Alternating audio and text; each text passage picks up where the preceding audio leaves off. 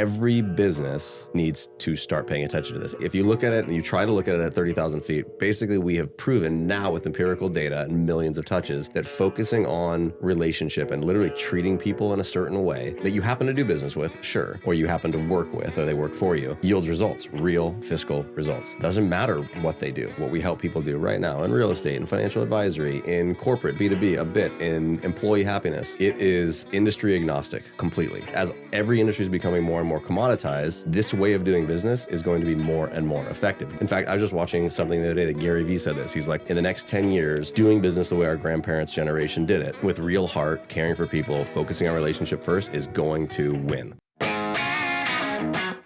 Welcome to Fargo Talks. Fargo Talk. Fargo Talks. This is Fargo Talks. I've learned everything from Scott. I now do for my clients, everything else. You know, I have my teams. I have a guy, my clipper, my guy that does all my clips. He is a senior at USC and Film school? business. Okay. But I'm talking him in to go on his own immediately as soon as he graduates. Because like, dude, I'll set up your pipeline right now. Max. I love you, Max. Scott's like, we're not recording, Dick. Oh no, we're going. Live. We do. It's called a cold start. I don't like. Welcome to Fargo Talks. I don't do that shit. That's fucking. It's cheesy. That's delivering 3-star service in a 5-star industry. You threw out your gum? Thank By the you. way, before I forget it, that's actually a brilliant idea. If someone hasn't already taken it, the idea of a podcast called Dead Air is fucking funny. It's not bad. Don't steal And they're it. out. No. I was trying to like beta test what you just said. I'm like, it's not going to. No, and like literally with no one. ADHD, it's like you have like 1.3 seconds to get someone's attention, and that's it. You're fucking done. Dead Air doesn't do it for you? No. Dead Air does it for me. Like I have a 12:15 yin yoga class today. Love Dead Air there. Yes. It's a yin yoga. Yin yoga is like napping. You just like you're in a stretch. You're like a bolster. You're holding onto it, but like you're turning and you're going and you're kind of stretching. Like, but you're holding a stretch for like 3 to 4 minutes. And the instructor Is like, it do like less. grueling though? Are you sweating a lot? Or No. It's just relaxing. It is the opposite of gruel. What's this called? Yin yoga. Y-I-N. Do less. You're doing too much. I like this. Yeah. Yeah, yin yoga. It's wonderful. I Sounds took like, 2 classes yesterday. sounds like sleep. Yeah, I go almost every day now. Lifetime Fitness in Green Valley. Yeah, Wow. love it. All right. Love it. Sleep better. It's just, if you do it at night before bed. Yeah. Oh, shit. Have we talked to you about the sauna yet? No, Sauna before bed. really? Get going. Do you have a sauna at home? We just got them. We both just got them. Of course you did. You guys do ice baths? Yes. Every day. Did one this morning at 5 o'clock in the morning before getting on the flight. Nice. What brand? Plunge. Plunge? The regular plunge. Okay. Yeah. I just do it. I just do a really cold shower. I'll do like hot shower, and then the last 2 minutes, I set a timer as cold as it goes. Yeah. That's good. 2 minutes And get is in hard there. in a cold shower. Because it's so It's a easy. fucking out. bear. You got to build up to it. Cold Yeah. shower is harder than cold plunge, I think. Is it? Well, Yeah. because I don't know the difference. Cold plunge, you're in, and the first 10, 20 seconds is, you're like fight or flight, like whatever, and then you just kind of settle into it. But a shower, you constantly are feeling the air, and it's just like it feels cold all the time. You're moving around. When it hits the top of your head, Yeah. Oh, it's yeah. awful. Yeah. It's Yeah. awful. But I feel my whole body just tenses up. Yeah. Which I learned this from Joe Rogan. Be comfortable being uncomfortable. That's the reason why I do it. Physically being uncomfortable every single day. Yeah. Yeah. Every totally. single fucking day. There's medical benefits, but the reason that I love it is because you literally put yourself in this really awkward, uncomfortable fight or flight situation first thing in the day. And then after that, for the whole rest of the day, something that comes up that feels like stressful or challenging just feels a little bit less so. You're prepared for challenges when you put yourself through that when you first wake up. Yeah. Right. Like traffic, Yeah. Well, mine Or- was kids and work. kids. Yeah. Like some things that would like get on my nerves a little bit sooner. Now it's just It's nothing. kind of rolls off your back It's a little bit. nothing. Yeah. But then you get used to it and you need to go colder and colder and colder. And then it starts to get weird. Try a shower sometime. Shower. So a shower I think is harder, but I think the reason is because you can get out. Like it's more tempting to just move away from the water. Yeah. That's why it's harder because you're like, oh man, it'd be so easy for me to make this pain stop right now. Just have to take a step. That's hard. It is something that I think as a culture, we've become like calves before they're slaughtered to become veal. You're just fed like this amazing food and everything's great and you get all puffy and big and, everything's taken care of for you and you're good. Next thing you know, They're just that prepping fucking us. veal scallopini, man. How's that related to cold plunge? Because it's the opposite of that. Yeah, you're basically making something hard when it doesn't have to. It's the entire 180 degree Yep. that you wake up and you're like, okay, this is going to fucking suck. Yep. Yeah. But let's just do it and get it over with. Do something hard every day. Yes. Yeah. And then it gives you such perspective on the rest of your day. I don't care about what's your 5-year goal. Yeah. What's your 90 day? Fuck yourself. How about a day? Yeah. I'm 50 fucking 4. I'm happy just to be on this side of the goddamn earth. Best part of this Right? is that Just 100%. it started with you talking about going to a place where you just lay on the ground and do nothing. nothing. It's the opposite that of the sounds- cold But plunge. it's that Incredible. balance Yeah. of doing a cold shower for 2 minutes every single day, and then do my thing, and then I know that it's either the morning or afternoon or at night, or a combination of that. I go to Lifetime and take a yin yoga class. Yeah.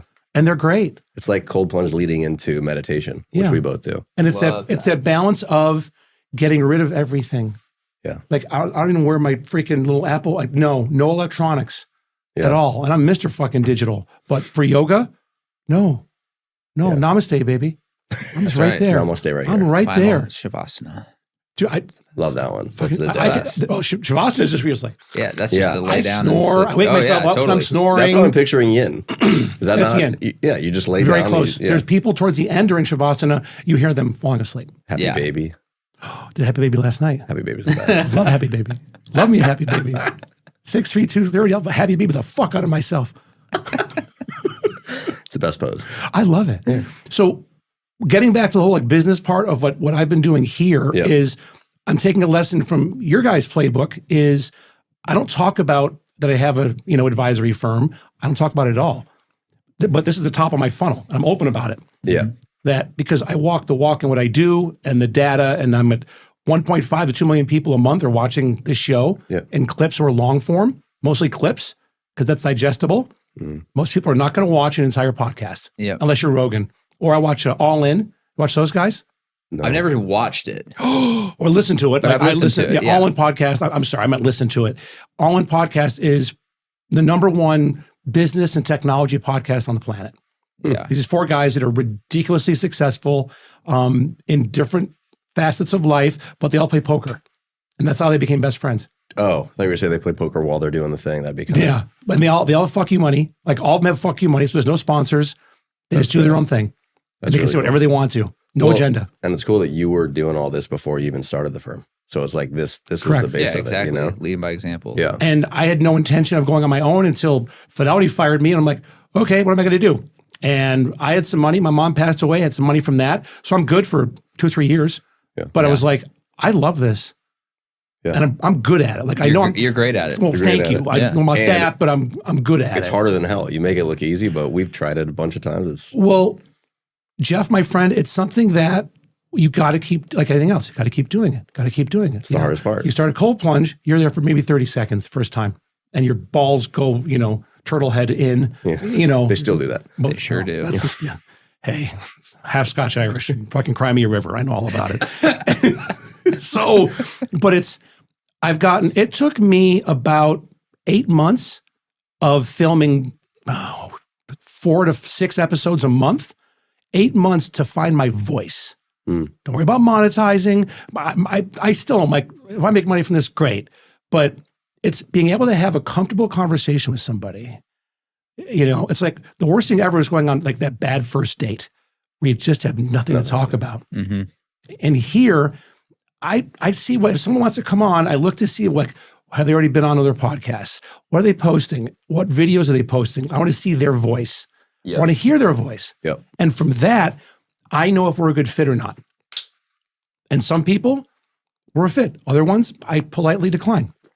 Yeah. And say no thanks. Yeah. And Well, I just mean consistency. So that's Doing all it it every day is. is the hardest thing. Like, and for you guys, I think you guys should build a podcast studio in your offices. You guys have new offices. If there's space there, you don't need much space. Like this isn't that big of a room. We expressly got an additional room that was intended for and is still sitting vacant for that purpose. You We make just- a podcast studio and have just have to acoustics do it. put in, lighting put in, and that's what you do. Yeah. And And what do you talk about? whatever you want. Well, there's two different ways to go about it. With you guys, I need no prep at all because I know you guys, I love you guys, and so we could talk about whatever for hours. Yeah.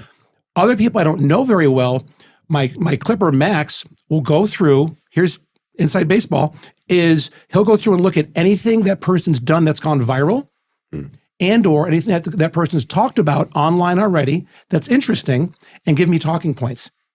And I have a prep sheet that I go from, like David Letterman or Johnny Carson would have, Sure, you know, of course. Same thing. It's all And I have that to fall back on. You say the same thing again. So what do we talk about? Well, no. So I mean, I guess that's It's where we always come back to. That's assuming an interview format. It's assuming that you For have sure. a guest on the other end. Yeah. Which that's a whole other hurdle. It's a specific format in and of itself. You know, there's podcasts out there that there's no guests. I don't think that that's necessarily the best, but like you look at Akimbo and like that's one of the best podcasts. Yeah. And that's just Seth. You ever heard that? Seth Godin just basically speaks for 15, 20 minutes. And It's brilliant. Yeah. He's brilliant. We but did also that. But it's 15 minutes. Yeah. Yeah. Yeah. Well, we did that for what, 15, 20 episodes? Yeah. I mean, that was cool and that was great. And I liked that format a lot. And I love the guest format too. But to your point, the consistency, doing it all the time. Yeah. I'm never going to bite something off that I may or may not continue. I have to have complete conviction day one. Like I see the path, let's go, you know? And with that, it's like, okay, well, we would have to source some guests. And then I'm like, well, who's interesting enough to even listen to? Who's interesting enough to even talk to? Right. You're getting way over your skis, by the way. You're getting your head way over your skis. I mean, just start bringing people on or what? Give yourself grace and just start doing it. Yeah. I mean, you both know enough people. All right. And again, you know, a letter from your guys' playbook, letters from your guys' playbook, they don't have to be clients. For sure. They don't have to be client giant people. Yeah. Because the thing is, I tell anybody that comes on here, especially my people that come on that pay the appearance fee, I tell them, we're going to talk about this much about your business and then this much about you. Yeah.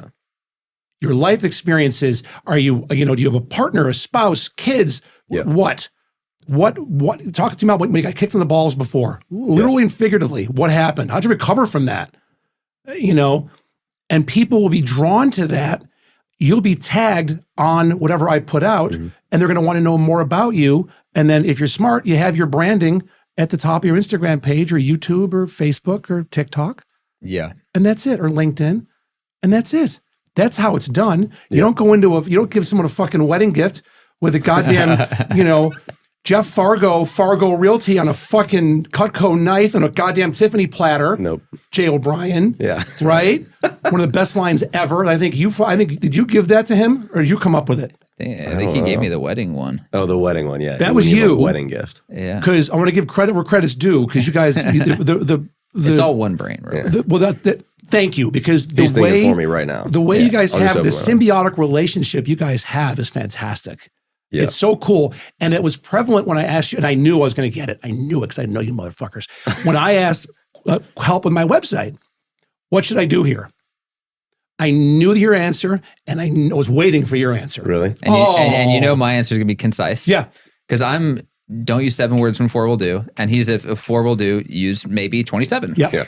And the thing is, both of your responses to me were equally as, gratifying and helpful because it's more theoretical with stuff and you're more finite detail with stuff. And so it was great. Well, also as consumers, we look at websites entirely differently. So you're getting two different demographics, because the stuff I'm bringing up, he might not even care about and vice versa. You know? So it is. Oh, go ahead. I just straight looked at it as for the business side of it. That's just how my brain works. But we talk about that all the time. We just had a conversation the other day about how we're so different, yet the closest friends and business partners. And it actually helps us almost every day because we're going to look at things differently, but we trust each other's opinion and kind of like, that's a good example of the website. And I knew it and I did it because, first of all, I value your opinion, but as a beta test to show you to be like, this is how you guys think. Yep. And what down the road, what more can you be doing to build on that? Yeah. It looks great. I don't know if it's live yet, but not yet. Looks great. Probably next week. I gave him because I basically it took me an hour because I with ChatGPT, I had to do a big prompt. Like I just didn't cut and paste your stuff or your stuff in. I had to be like, this is what I need from you. And then no clapping at the end. Don't be my friend. Because sometimes it's like, hey, Jeff, okay, ready to ramp up that podcast of yours. But no, don't. I don't need the niceties. Don't. Yeah. You're insulting me. GPT, you're patronizing me. Yeah. No That's clapping. what it feels like. No clapping. And so that's what you put in. There's no What does clapping. that even mean? Why do they use? A guy I follow on Instagram said that. Was like he's my ChatGPT guy. Huh. Yeah. Whenever I get good stuff from him now, I'll forward it to you. Yeah, we need to get a little better with that. Well, for you guys, you're excellent at what you're doing. You're amazing at what you're doing, but you haven't launched. I know. And it's You been feel that 7 way. months, 8 months since we had this conversation. True. Right? And Which is funny because when we go and talk, like where you're in front of the audience, it's an amazing response because you're just sharing thought leadership on here's how to treat people, here's how injecting relationship into your business will affect your business, et cetera.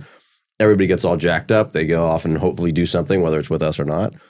And I always say to them, like, we could be telling people this stuff every day through a different format. It's just the hardest thing to start. It really is. It is something that it's hard to start, but like I said, 8 months it took me. Yeah. I think it would take you guys a shorter amount of time because you're dynamic, but you need to have also an accountability partner to say, okay, we have this podcast studio. We're committed to this financially. We're going to put our time into it.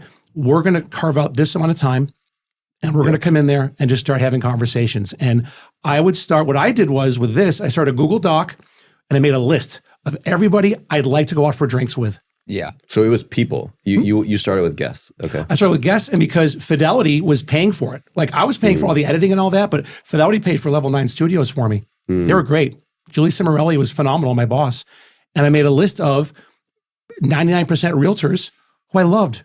Yeah. Who are good people that we really wouldn't, we went about the market a little bit, but a lot of it was more just, life. Yeah. And then it just took I got fired. Okay. And then now it's just taken a life of its own where I have maybe it's 5% real estate agents coming here now. I can't even think about the idea of being like topic agnostic, Well, He's I like, had a podcast like that, like almost 10 years ago, and I had like 87 episodes that I did. And it was just interviewing people I thought were interesting in Orange County. But you were talking to them about specific things. Like it was about business in Orange County. The through line was that they were all entrepreneurs. Yeah. But yeah, you talked to them about like their life, how they stumbled upon this weird idea. How'd you learn that you were good at cooking? Like, all the stuff. And same thing, there were no talking points in advance because it's someone you'd have drinks with at the bar where you're just like, I've heard of you. I know what business you run. I know nothing else. And so it would open up a really organic conversation. It was great. And looking back on those episodes now, it's interesting because you're like, wow, we interviewed some people who like went on to do some really crazy things, but they were like small time at the time. Yeah. So that is interesting. I think the guest thing is the way to go. It's just the heavy lift of sourcing and having the right person in play to do the sourcing. The second we start doing the sourcing, you have to outsource. You got to bring in someone to take care of the whole thing. We absolutely have to. And where you, all due respect, where you fell off the cliff is, I guarantee you weren't taking that content and clipping it and putting it out every day. Oh, not even close. close. Because then, you weren't even doing social media with it. I don't think. The link got published on Facebook and maybe I don't even know if not even on Instagram, because back then you couldn't even do that. You had to put a link in your bio or something. 2015. That's where I kill it. I fucking kill it with my clips. Yeah. And I'm still old school enough being Gen X that I'm registered independent, but I'm not a fan of the current administration, and I'm open about it. Motherfucker mumbles. He can barely talk. He can barely walk. And this is the leader of the free world with his finger on the button. Fuck that. Am I a fan of Trump? Not really, but at least he can form a sentence. At least has business acumen and knows how to do deals. It's a imperfect position and they're looking for the perfect person to go into it. And I'm open about that. Well, I think we gave up on trying to find the perfect person a long Agreed. time ago. I was just having this conversation the other day. I was like, you would think that when it got time, like if someone just told you about this tomorrow, like, yeah, so there's going to be candidates. It's eventually going to get down to like 2. You're going to vote. You would think, okay, it's going to be a hard choice. I mean, these are like, this person's going to run the country. This is like 2 of the best, smartest, most like ambitious people in the world. Like, which one am I going to choose? And it's difficult for the complete opposite reason. Yeah. Lesser of two evils. You're like, wait, this is it. Yeah. Well, we're just so polarized at this point. It's We are, and it's because of social media. It's because of like Trump was. I mean, if Trump didn't have Twitter, he'd be wonderful. I think. But him on tweeting at 3:00 in the morning, you know. Yeah. Oh my liability. God, dude, stop. Yeah, Just totally. Take he needs to like tie his thumbs up or something so he can't fucking be tweeting at 3 a.m. I think they did that at one Bang point. Melania, what's wrong with you? If my wife was that hot, I'm not fucking tweeting at 3 a.m. I mean, she's eating my ass. Is what's going on. She's feasting on my fucking asshole at 3 a.m. Maybe I could be tweeting while she's eating my ass. Maybe that's happening. I don't know. I don't think that is happening at all. It's happening in at all. their bedroom. You'd have to dredge. I think that would be like dredging the Hudson. Would be like cleaning him out. Just not going to happen. It's not going to fucking happen. I don't think there's anything going on in their bedroom. No, my God. if they're even in the same bedroom. If there is a Oh bedroom. no, you got the Berlin Wall, man. There's no fucking way. 100%. There's no way. And she's got she has a steamer trunk full of toys. She's fucking Eastern Bloc. You know what your next thing is? Writing a book. It would be hilarious just to read, because I mean, we've spoken with him so many times. And it's just hilarious that you always have me dying. But like, when you read a funny author, it's even better because you can hear it all in their voice and stuff. Yeah. The words you choose are just incredible. If you had all that time to wordsmith the exact perfect thing, although you come up with them on the fly all the time. As soon as you well, it's just, and with ADHD and Adderall, when you said that, I'm like, I could take every single episode of this podcast and rip transcripts from it and then dump it in the chat GPT and say, find every single funny thing, thing I said. Yeah. I'm with the intent of writing a humorous, nonfiction piece of literary work. Yeah. Go. Yeah. This is you with Adderall. Yeah. Wow. I kind of want to have a party where we see what you're like without it. It's kind of cool, actually. I bet it is. It's a blessing and a curse, but I'd say 85% blessing. Yeah. Because of my brain, especially now, I'm a 1099 for the first time in my life. I'm an entrepreneur. So waking up scared shitless almost every day. Yeah. It curbs anxiety? Huh? Okay. Yeah. I didn't know that. For me, because, with ADHD, you're all over the place. Yeah. Right? Yeah. And with Adderall, you're more focused, but I go deeper. You sleep better? Yeah. Because that's when my mind races. Middle of the night, wake up. Oh, God, I'll do all these things or have these ideas. And Tom Hanks had a great line in an interview like this kind of thing. And he said, someone told him before, good or bad, this too shall pass. And I always remember that now, that when I get my head over my skis too much on something and I start to get worried, or business-wise, or my kids, or whatever, finances, and I'm like, you know what? I have 2 kids that I know they love me and I love them. I'm head over heels in love with a woman that I've never been loved deeper in my life than Brandy McCowan loves me. it's awesome. She's incredible. Thank you. She's incredible. And I'm like, holy fuck. So everything else, okay, this too shall pass. Yeah. You're blessed with a wife and kids that love you. Yep. And yeah, you're going to have your shit, but you know that they've got your back. You know that because you have theirs. Yep. And that should give you solace, my friend. For sure. That's all. That's all it comes down to. Because being so smart, we start thinking of stuff and then making it more than it usually is. Yeah. A lot of times. Yeah. Right? I mean, Overthinking. how many people do you guys now have for employed? Probably 30% less than when we talked to you 7 months ago. I still think it's like 30. Yeah, probably about 30 people. So there's 30 people who they're getting a paycheck from you, Yeah. right? Yeah, Every 2 weeks or whatever you pay. And so it's like, that's a heavy burden. sure. That's a heavy burden Yeah. that weighs on you, but you can't let that affect moving forward with the quality product of what you have, and creating that kind of, having the product also be reflective of the culture that you've created at Client Giant, Yep. right? I think the things that keep you up at night are the things that, that plague you, the anxiety, and like always looking for value in something else and fearing the loss that may or may not happen. And about the kids and marriage, and saying your love with Brandy is like anything could happen. You have that, so you're good. We often we're reaching for money at the end of the day, right? Almost everyone's reaching for money. Everything boils down to money because money's going to buy a feeling.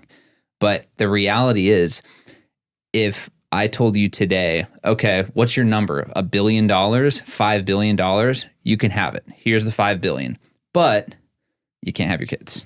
You'd say, no deal. Yeah. Okay, you can have the $5 billion, but you can't have your vision. No deal. And I could go on a laundry list of things that, because of that, those are the most important things to you, and you're actually way richer now than you even could be for the thing you're chasing. You know? It's wild. What is it that brings you happiness? Greatest thing that brings you happiness? Oh God, this is where he tells he's going to move to Hawaii tomorrow. I mean, the first thing that comes to my mind is my wife, like very first thing, you know? And I think the same thing all the time. Like everything could go away, but if Ashley's there, I'm good. I think about it all the time. What about you? It's the same. It's my family. It's a front nine, back nine. I don't know if it's both. Well, I was waiting. Golf on Fridays. He hesitated for a second, so I'm like, okay, what's it gonna First it's family, then it's golf on Fridays. But yeah, I mean, like, and I keep telling him because I think he'll be a dad in the next couple of years. Everything changes, right? Like you know, the best parts of your day. For me, first thing, my daughter, when she wakes up, she runs to me. I'm the first one. Luckily, right now, it's just turned 7. And then when I get back from work, first thing, she just runs at the door and jumps up. That's kind of what you do it all for. It's, first of all, there's some people in this world that shouldn't breed. Like just shouldn't fucking breed. You should breed. 100%. How many times have I done? Thanks. You should breed. I once told him he owes it to the world. Yeah. I very co-signed sweet that of you. statement. Yeah.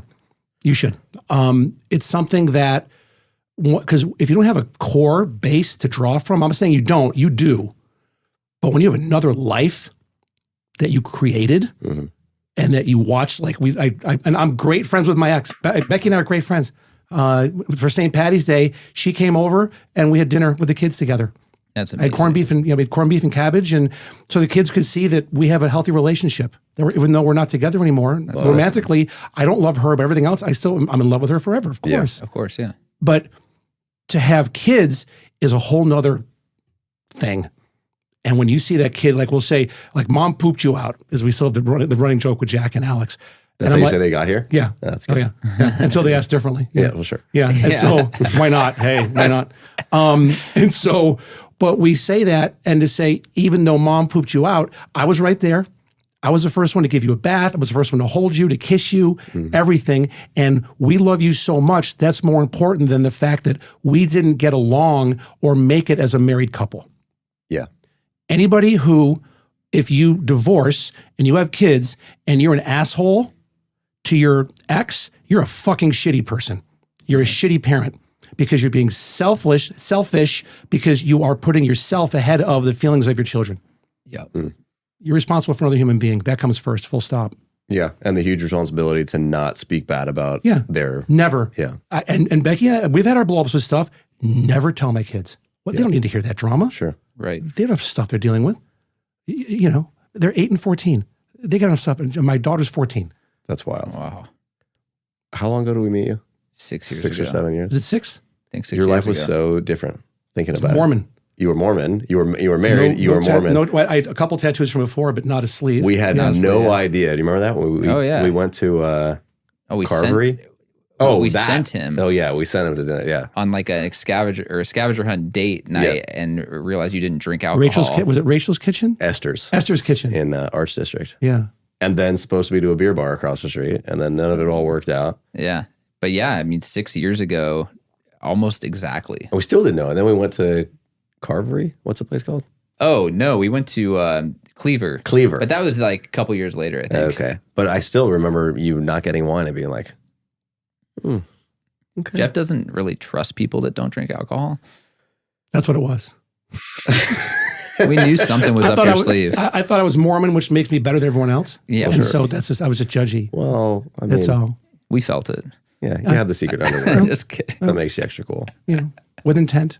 For sure. That's all good. That was all intended. It's all good. But we go through different parts of our life. And I was Mormon for 13 years. It was something, would I do it again? No. But I learned a lot from it. I learned how to be a good parent. It helped me from being a guy that was, I was very good at inhaling, stuff up my nose. I was really good at that when I would drink. And of course, you stop all that when you're Mormon. There's no booze, no drugs, no nothing. And the focus is on the family. I give them props for that. With their focus on the families For sure. is unbelievable. The other stuff is bananas. I bounced. I'll tell you, I don't know if you felt this. So when I was in high school, so many of my friends were Mormon. In fact, one of my first serious girlfriends was Mormon. Where'd you go to high school? Capo, down in San Juan Capistrano, or Mission Viejo, Southern California. And I used to think that, like, I guess avoiding temptation was sort of like a crutch or weak. It was like, well, if they just don't have it in the house, or if I just don't have it, then I'm never going to, and now I totally get it. I totally get the idea of just like avoiding things being near you or not having, for me right now, I'm trying to eat healthy or whatever. If I just don't have things in the house, then I'm not tempted by them. Yeah. But it was kind of like the way to live that pure of a life was to kind of not have it around you. It's interesting. It's something that, and everyone has different motivators. Yeah. For stuff. I was doing intermittent fasting for a while. I went 3 days. Without eating anything? Huh? Wow. Yeah, back in early February. 3 days. How'd you feel? Good. Water and vegetable broth. That's all I did. I felt good. Wow. I liked it. But I did it more as a test of my willpower to like, what can I do this? Can I really do this? And I did that lemon juice cayenne thing once, like 15 years. I almost died. I thought I was I did that once.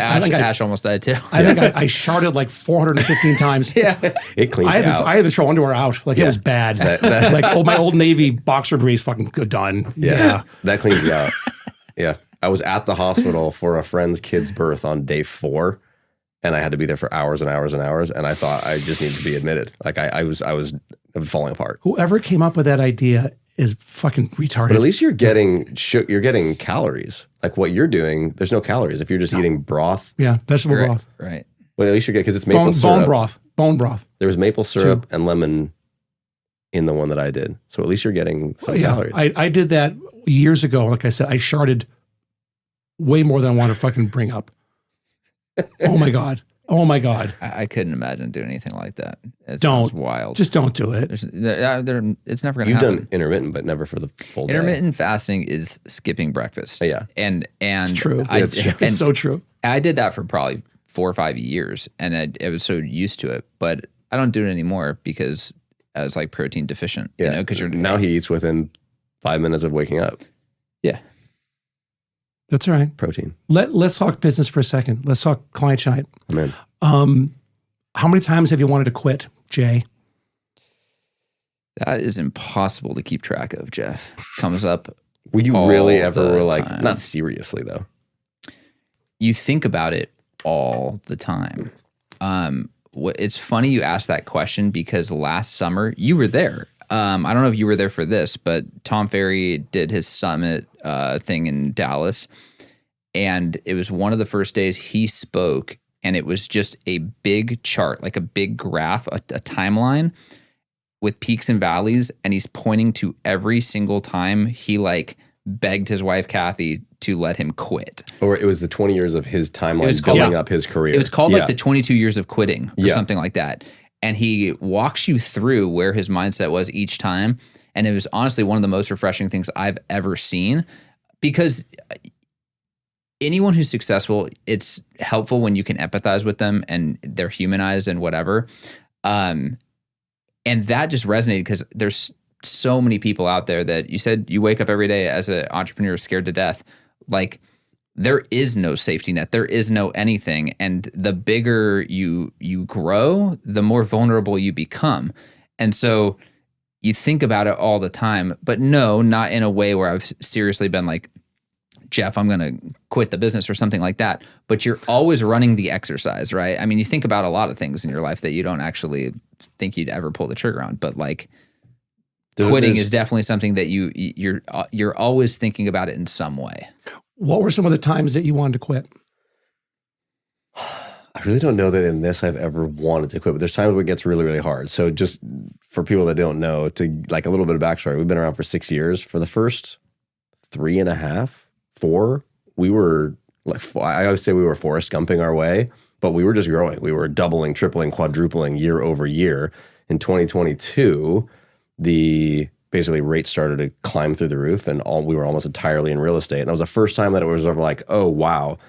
Because usually there's ways in which you're pushing a boulder up a hill. I always say, like, entrepreneurship is literally going to where you're headed without knowing exactly where that is. You don't have a map. You may not even have like a compass. You have no idea what you're trying to find, really.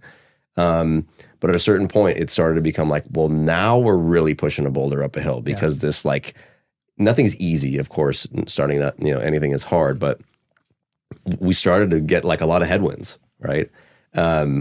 Definitely wasn't time to quit at all. But I think the most challenging things since that time have been trying to operate like up here at a 30,000 foot view and having us work on ideas that are 6 months, 12 months, 2 years, 3 years out, but not being large enough to not be consistently in the operations and minutia of things that are happening today and a problem that's coming up yesterday. Trying to do both. There's a size at which every company, I feel like founders have to do both, and you feel like you can't do either really, really well. That's been the most frustrating thing so far. They call it the messy middle. The messy middle. And we're still there. We're getting, I think we're moving to the other side of it right now. In the last 6 months, we've brought on some really incredible people, which has been refreshing. Yeah. What were some key hires? Let's talk about that. Well, our head of marketing now was like an accident. So what happened was she came on as a supportive role to who was the head of marketing, who was a brand new hire. A few weeks went by. Which, by the way, that person had like way more experience. They're who you would think of for that role. Yeah.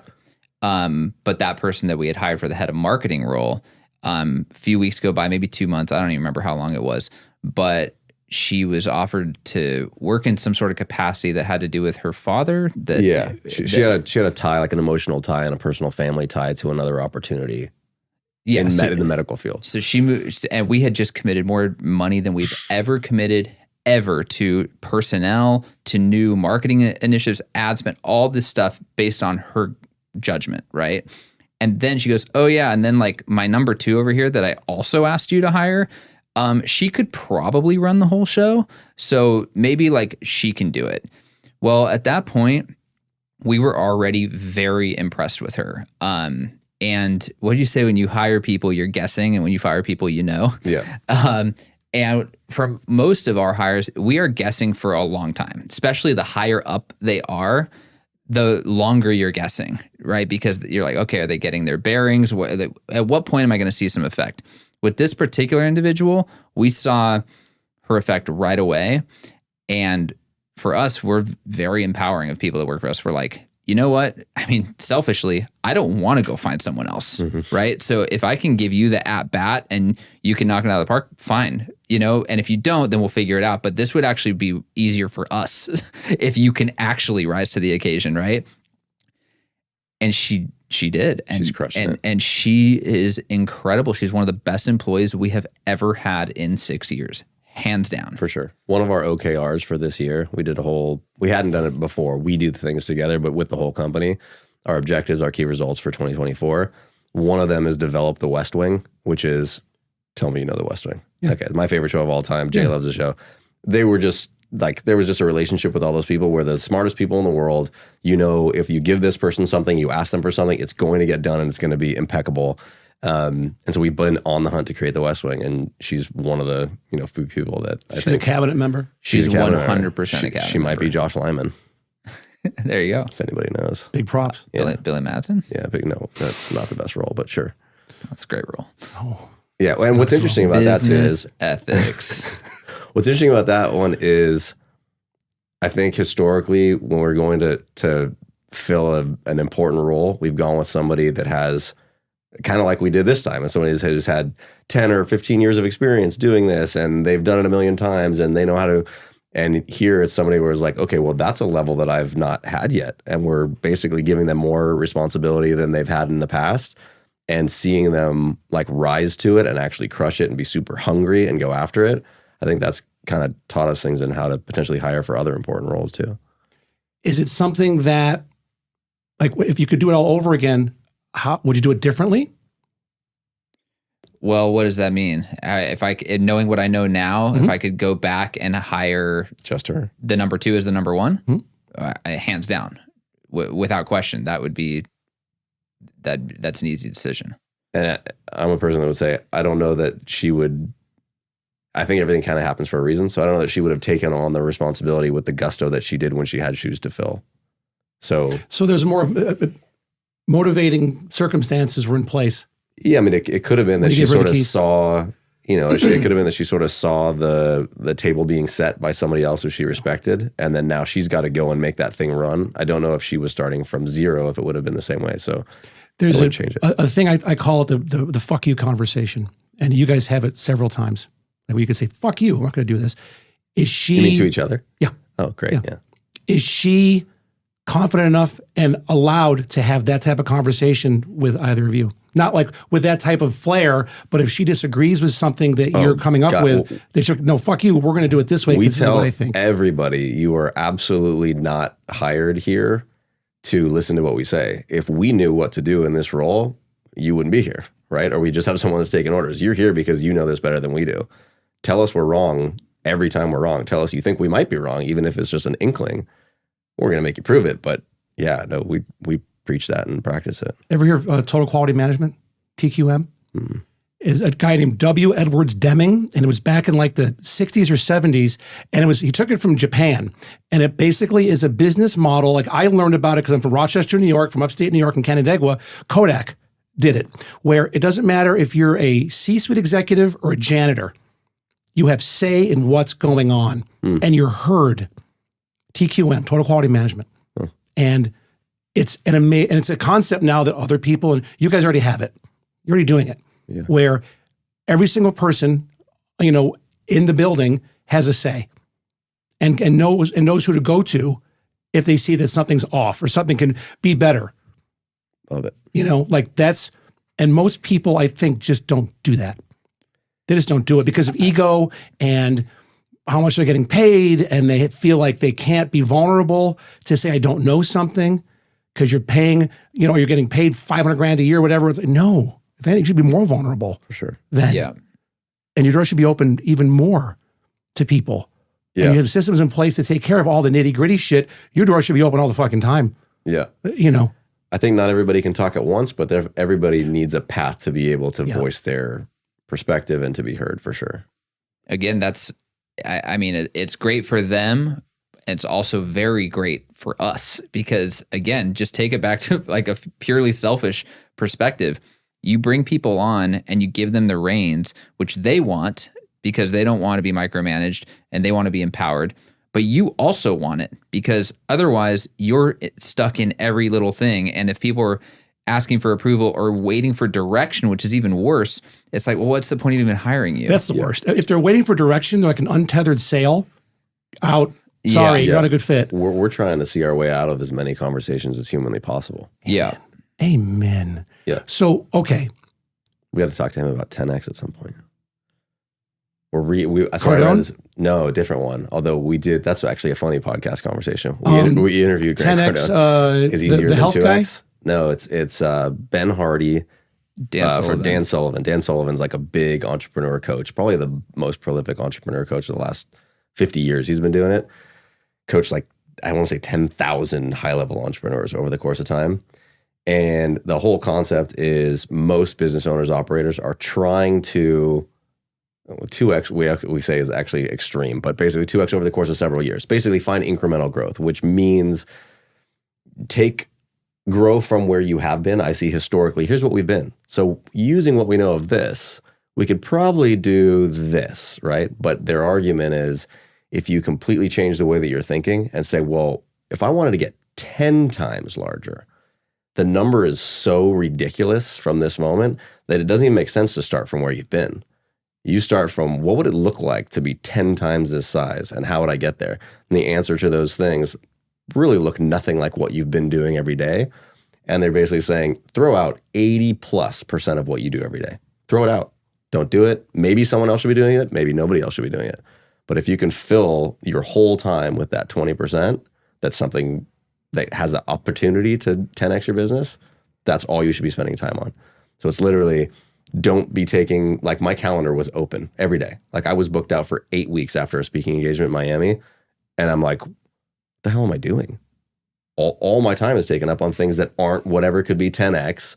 I mean, it's business development, it's sales, etc. But like, it's not on things that could completely change the course of what you're doing. So those kinds of conversations, what would it look like if neither one of our brains were stuck in those daily conversations, but they were always in what could make this thing 10 times larger? How can we? What make are each of you doing now to implement that? So I'll give you an example. Here's an interesting exercise. So let's say that we've got a staff of like 5 sales guys, and we know what their average revenue per customer is, their average revenue per month. And then we go, well, what would happen if instead of 5 people, we had 25 people? And what would happen if we raise their average deal size to this and raise quota by this, and maybe even raise prices for Client Giant to this? Here's what it is now. Here's what it is then. If you look at the difference, at max, it would be a 2x growth, right? It would be probably like a 25% uptick or something like that. So you're like, wow, but doing all that work is actually like really, really hard. And that's a lot of heavy lifting. It's a lot of spinning the wheels for incremental growth. So this kind of flips it on its head. It's like, so literally forget all of that. If you had to 10x your revenue in a year, what would you do? You wouldn't even talk about increasing sales guys. You would probably talk about a whole new channel of revenue. You know, you'd probably start thinking so much bigger. Like maybe we write a book and do more speaking engagements at these types of places. You just start thinking more abstractly than the tactical everyday, like what we've done, because that's not going to get you to where you want to be. Which, I mean, it introduces another problem that we have, which actually, harkening back to the topic of the podcast, my big mental challenge with it is exactly this problem that we have is what we exist to do, what we help people do right now in real estate, in financial advisory, in corporate B2B, a bit in employee happiness. It is industry agnostic completely. We're literally, if you look at it and you try to look at it at 30,000 feet, basically we have proven now with empirical data and millions of touches that focusing on relationship and literally treating people in a certain way that you happen to do business with, sure, or you happen to work with, or they work for you, yields results, real fiscal results. Doesn't matter what they do. So if you look at it at that high of a ethos or you know what we do and how it could be implemented, the challenge comes, and it's a good problem to have, I'm not complaining, is every business needs to start paying attention to this, and more so because as every industry is becoming more and more commoditized, this way of doing business is going to be more and more effective, going back to the way that our parents and grandparents did business. In fact, I was just watching something the other day that Gary Vee said this. He's like, well, Jay's like, well, we should get this out there. Like, this is thought leadership and whatever. I'm like, Gary Vee is massive, and he's been saying this, and I didn't realize it, but I just saw it recently. He's saying in the next 10 years, doing business the way our grandparents' generation did it, with real heart, caring for people, focusing on relationship first, is going to win. So the challenge from a podcast perspective, what do you talk about? From a where do you go to 10x? You could say any industry, B2B, B2C, B2B2B. I mean, that's actually a challenge. It's a good one to have, but it's like, where do you start? Where do you start? You start with just diving in. For sure. I mean, so to go back to the whole, like, our parents and grandparents, I learned how to do business from my dad and my grandfather. And a lot of it's just handshakes. To this day, with my company now, with my advisory firm, I do a proposal and say, here's what I'm going to offer, here's deliverables, here's my fee. If you agree, sign. The end. There's no contract. Like, I have contract template stuff I could use if they want that, but really it's just, let's go to work, guys. Yeah. Why are we going dicking around with opt-out clauses and hold harmless? And fuck you. Yeah. If you're going to be, I don't want to work with you. Yeah. If that's what you're going to be. Let's take 2 months with legal. Yeah. No. Let's just, this is what I'm going to provide a service. You're going to compensate me for that service. When do I start? Mm-hmm. It's that simple. And then if something goes wrong or goes sideways, learn from that, apply it to the next one. Mm-hmm. Yeah. That's it. And we get so, I think it's because of just, we're inundated now with data. You know, Moore's Law. You're just faster, more stuff coming at you all the time, that we all have this thing. There's 2 things I see all the time. and now this is episode like 55, 56, is people get their heads over their skis too much. I'm guilty of that. You just mean overthinking usually when you say that? Yeah, sorry. Yeah. Overthinking. Yeah. And the second one is people don't give themselves enough grace because they're too hard on themselves. And I see that all the time.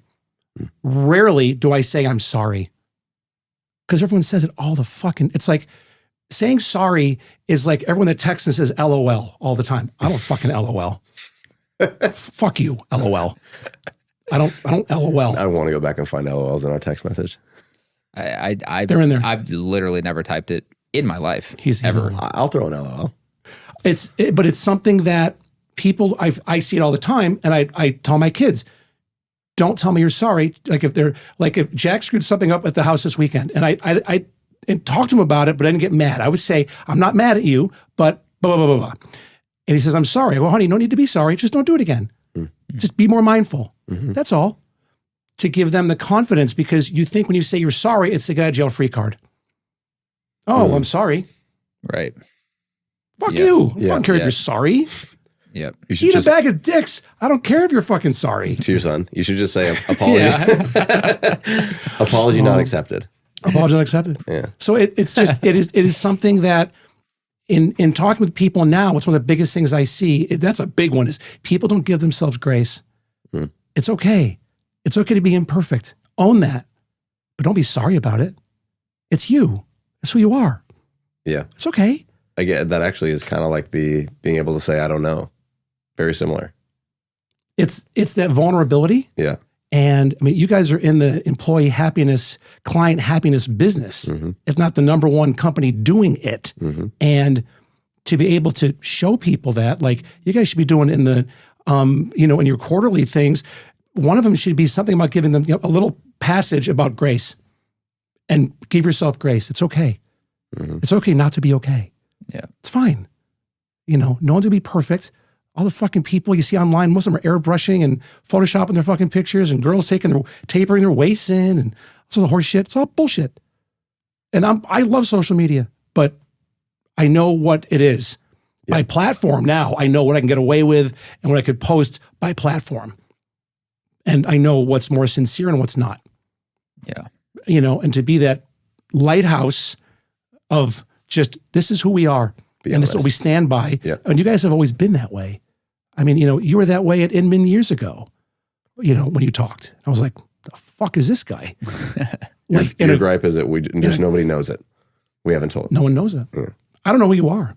Like, aside from I know you and love you. You do. I know who you are, but if I'm your audience, I don't know who you are. And there's so many, like, how many clients have you guys had now? Like thousands. Tens of thousands, right? Yeah.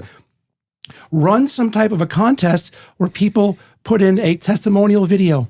They submit a testimonial video and offer and run like a big contest that people get like lots of prizes. Don't do one where it's one big prize. Yeah. Offer several little prizes. You get more, because then people are like, oh, the odds are better for me to win. Yeah. What's funny is we do have that. We do have a lot of testimonials from like some of the biggest hitters, at least in real estate in the whole country, and financial advisory. We do some stuff with them, but we just don't have the platform yet. Yeah. I mean, Do I think video of them. Yeah. Do LinkedIn ads. Yeah, we do have a lot of videos and stuff. But I hear you, Jeff. I think we need to. I like the podcast idea because it's something that I personally can get behind in terms of like, I'm never gonna have an Instagram account again, or Facebook, or you name any. Like, I've been off social media for almost 4 years, and I'll never go back because I don't want to be out there, but I would be willing to be out there with a podcast because I can speak about things that I'm passionate about, share stories, interview people, and perhaps that's the medium. You guys do a podcast studio and you decorate it in a way that if you guys were not married and living together, how would your living room look? Exactly like Joey and Chandler's. Could you imagine we just build like the whole TV cabinet? That'd be so We good. put lawn chairs in there, or we put Awesome. the 2 Barca loungers. That'd be Awesome. fantastic. They have like What it another is. Barca lounger for like your guest. Yes. Yes. That'd be so good. That would be great. But that's unique to your personality. Yeah. No, And that's what I would do if I were you guys. As your friend, I'm telling you, like, you're so unique in what you're doing. It's recreating that all the time. with a weekly podcast, and then every day you're pushing stuff out. You're having somebody push it out for you. For sure. Yeah. Yeah. Definitely need a team around that. That's for sure. it. And it's We do overthink this because we start to think about like, well, there's different demos and there's different topics, even in the people that we currently help. Yeah. You know? Yeah. And Talking you're right. about helping employees, talking about the internal experience of people working at a company and how to treat employees is a totally different conversation than taking care of clients, either for your own person, because it's just how you believe they should be treated, or because you want to grow ROI, right? And grow your business. They're two totally separate topics. So when we start to talk about these, you know, what would the premise be or what would the conversations be, they just get like disparate, and then we sort of like give up because they just feel. Well, because that's paralysis of analysis. Yeah. And then you're just, you're overthinking it. And you're like, I'm out. So here's the hypercritical part for me is that one, I never want to be the person that's like, I'm now starting a weekly newsletter. Here's the first one. And then there's never another one, right? So we're never going to do that.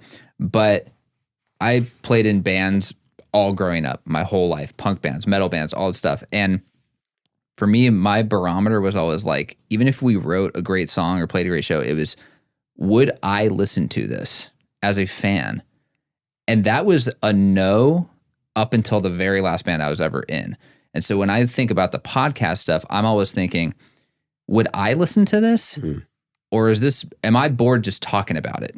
You know, and if it's not interesting to me, then I can't have conviction that it's going to be interesting to anyone else. On the flip side, if I have conviction like, oh, this is awesome, and I have 2 listeners, well, I'm still stoked because I like to do it, you know?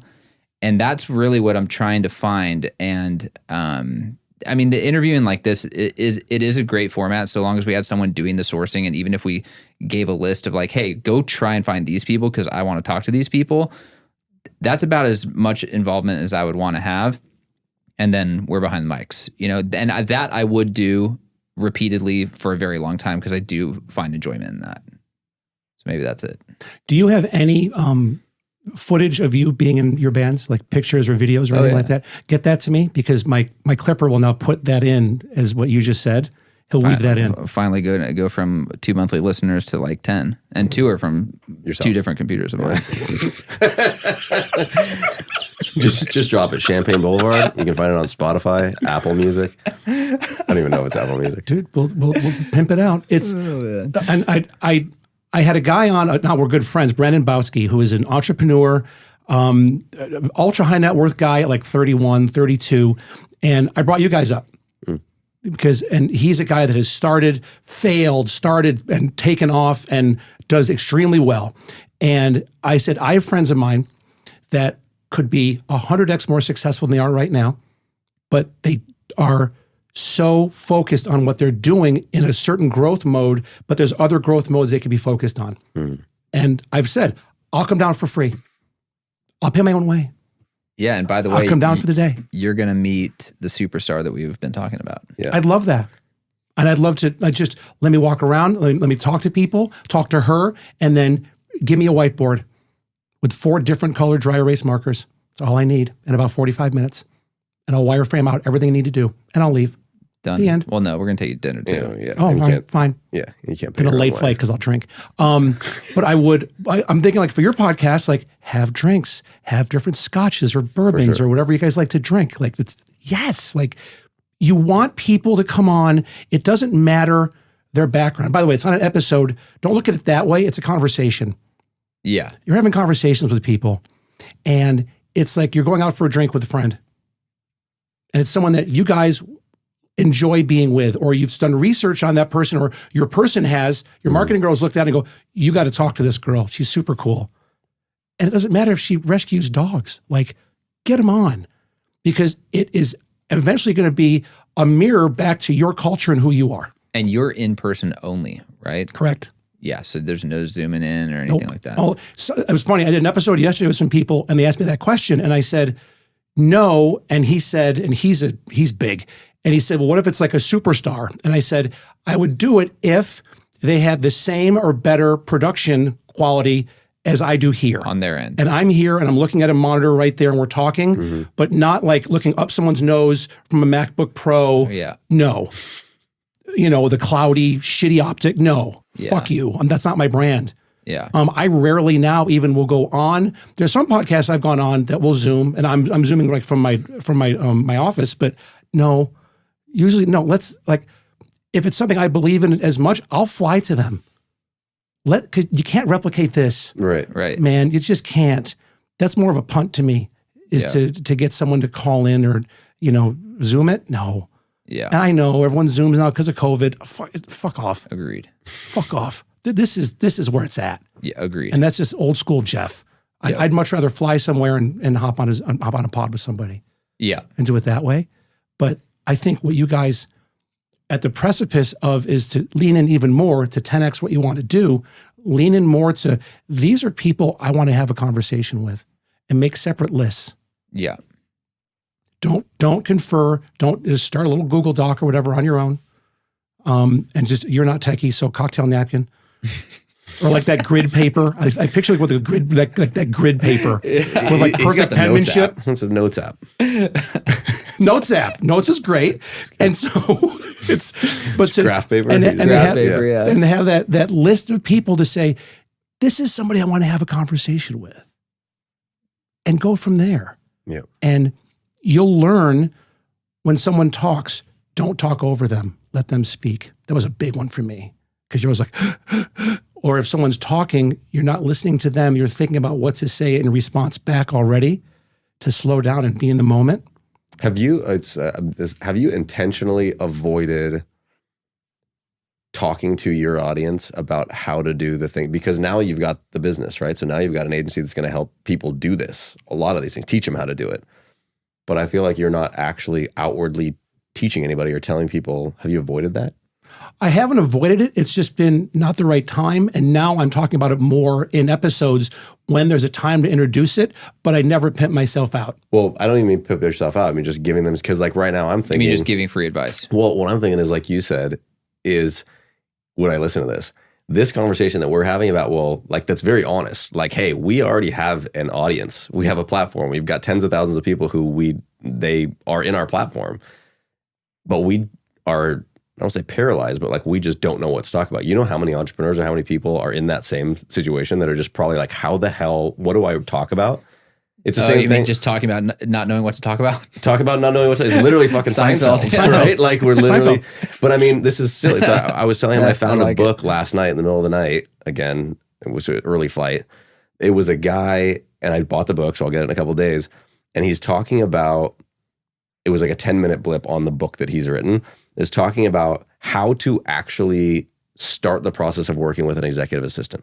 And literally a systematic thing of, well, here's how you should start with email, so that you can, over the course of 10 weeks, they can learn how you would do things. That's great. And it's a whole kind of a thing. And I thought, if I knew that there was a book like that, I would have gotten that forever ago. Like, that's so helpful. It's an actual tactical tool. But there's probably so many things that you could talk to people like us about that it's teaching. You know what I mean? So it's a lot more than a conversation, because that's what struck me as you're saying, just have a conversation. There's no topic. What screws me up is, what's the topic, right? You just go into it, and it's just a conversation. By the way, we've been on a lot of podcasts.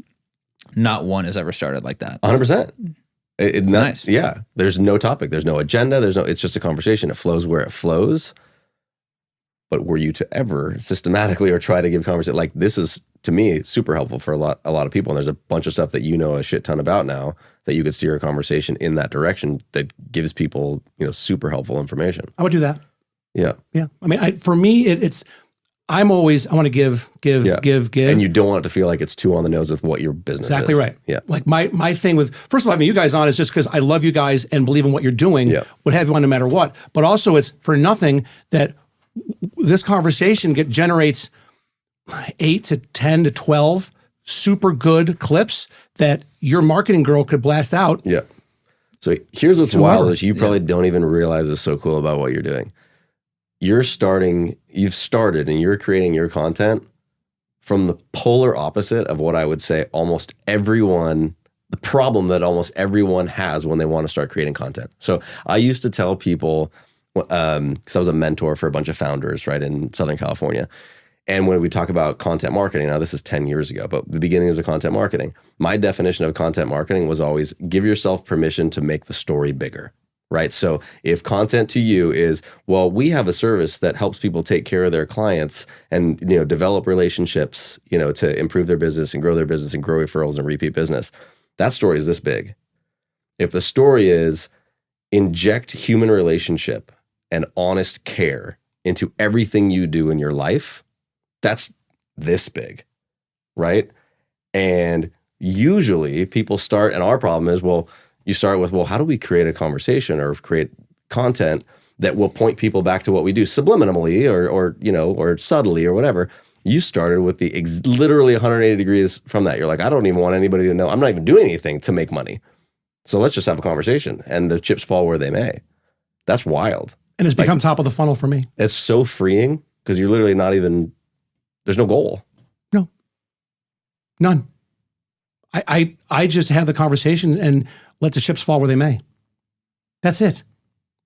With zero, no iota of reciprocity whatsoever. Yeah. I'm good. But that's what's working. But a lot of that I learned from you guys. Like if you go in and go, hey, this is sponsored by Fargo Factor, the umbrella company that owns Fargo Talk. Fuck you. I'm off. Goodbye. I'm going somewhere else. Instead, I just have conversations and people are like, dude, how could you help me do what you do is great. Yeah. Well, do you want me to help you? I can help you. I'm $500 an hour. Yeah. Full disclosure. Yeah. And that's why it would I don't work. post your shit either. Like people are like, well, you're going to promote. No, I have a team that does that. That's extra. But It's a whole for me, different part. it's theory. Yeah. And I'm not a coach. There's too many coaches in the world. I'm an advisor.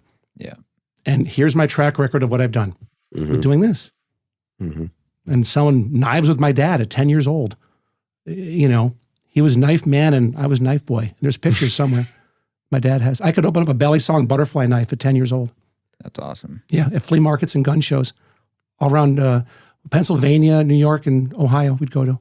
It sounds like a frightening comic book, Knife Boy. Nice boy.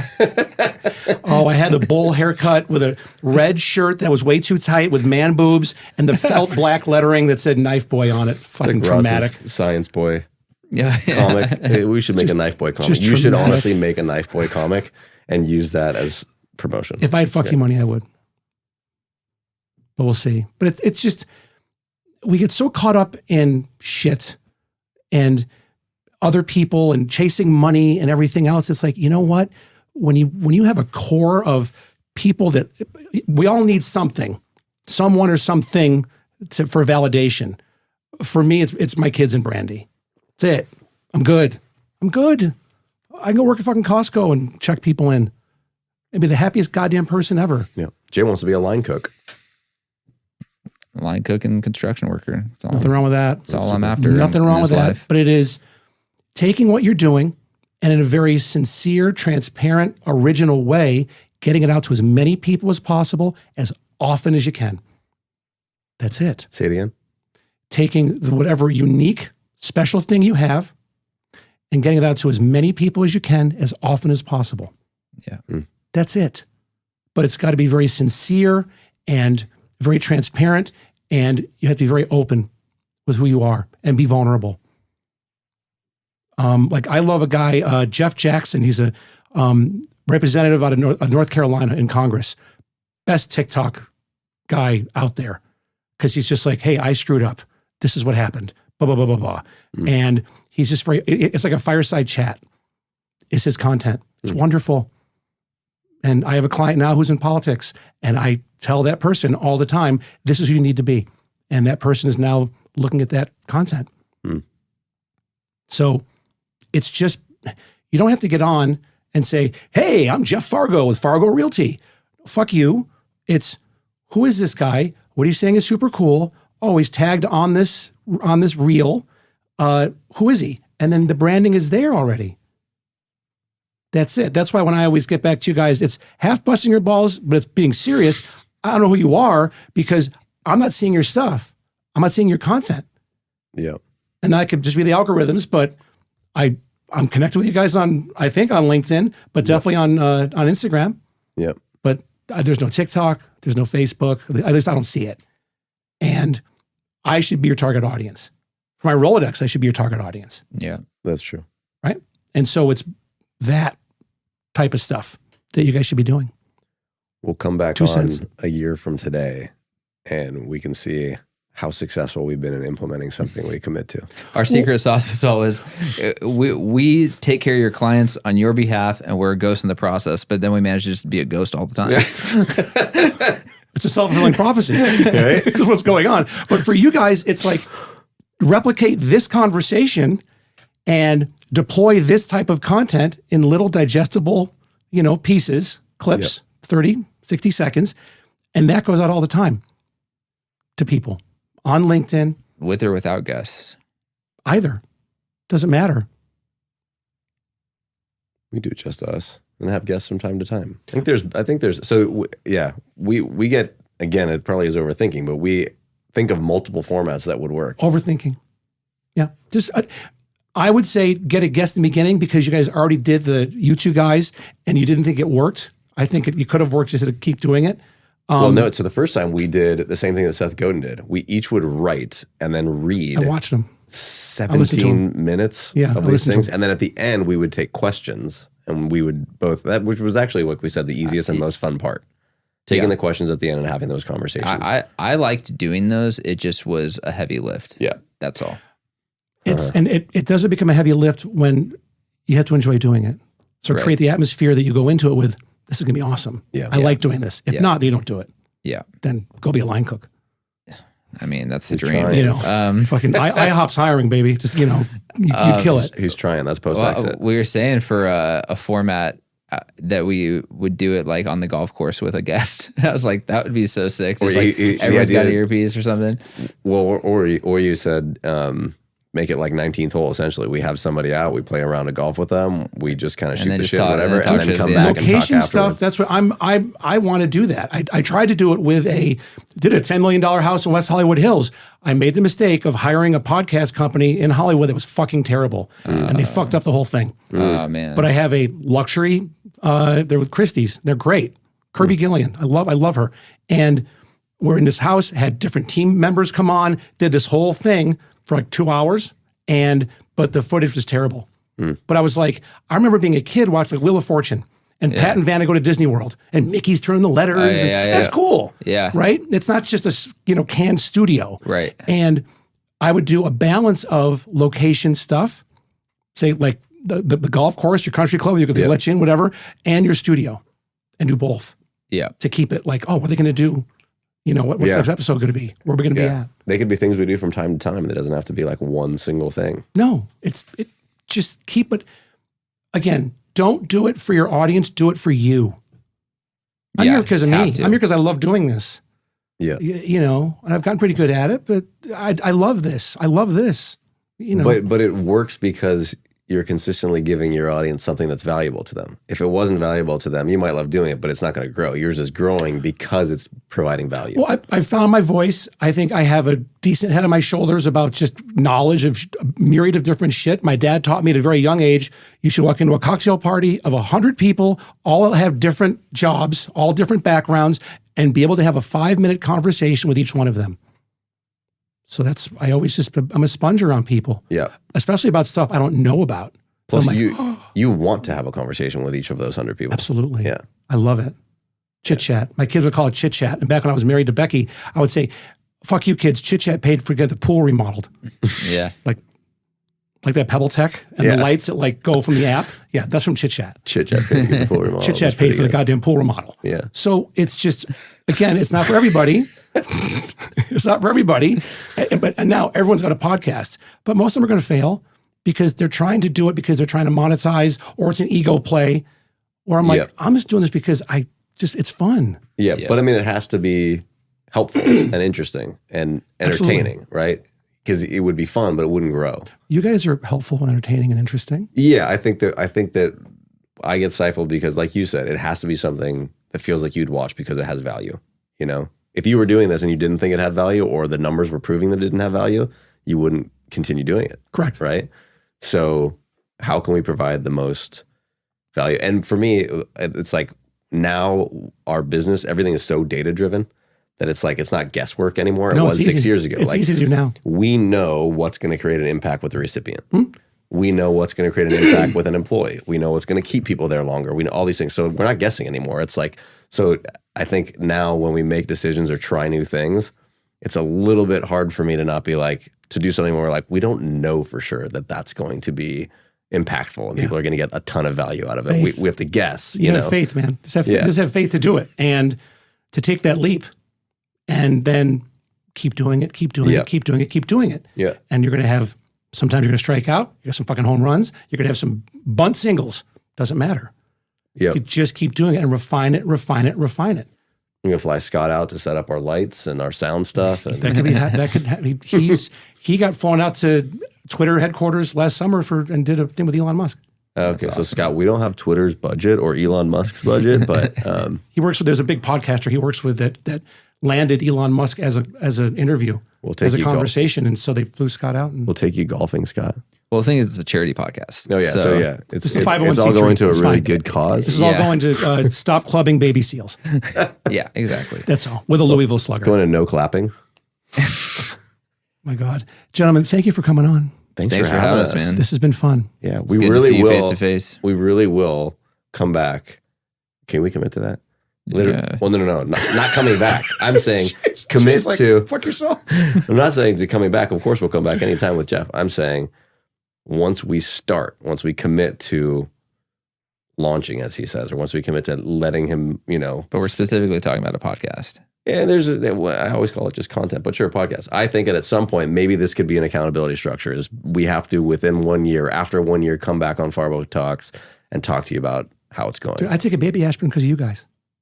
That's I know, right. We get a picture of it every day. Every day. I think I've missed like 2 or 3 days. I ran since 5 September. blocks in 108-degree Dallas heat to get those things. So And the thing is, that I was like, oh fuck, I really got to do this now. And so I do. Appreciate like it. to honor what you did, but to honor our friendship, it's like every goddamn night I'm taking a picture of it. Yeah. And when that's gone on now for months. that is true. Talk about 7 months. accountability. Yeah, for sure. sure. We love it. That is right? true. And so it's If an outside person saw our text thread, that's literally my God. 150 If you hit like the info photos. button and just saw all the photos. hand It's with my 150 fucking photos with a of your pill on hand it. with it. Yeah. with a little baby aspirin on it. Yeah. And so it is that type of stuff that you need that accountability though. Yeah. Yeah. And need that outside accountability. Yeah. It can't be you two. And maybe it's the marketing girl, but you gotta have somebody else. We've got a great team now. We have support and we could do it. I think so. We gotta think hit the so. go button and then we'll give you a date and we'll come back roughly 365 days after that. I love it. Thanks, guys. Thank Thanks, you. Jeff. Good stuff. Appreciate you, man.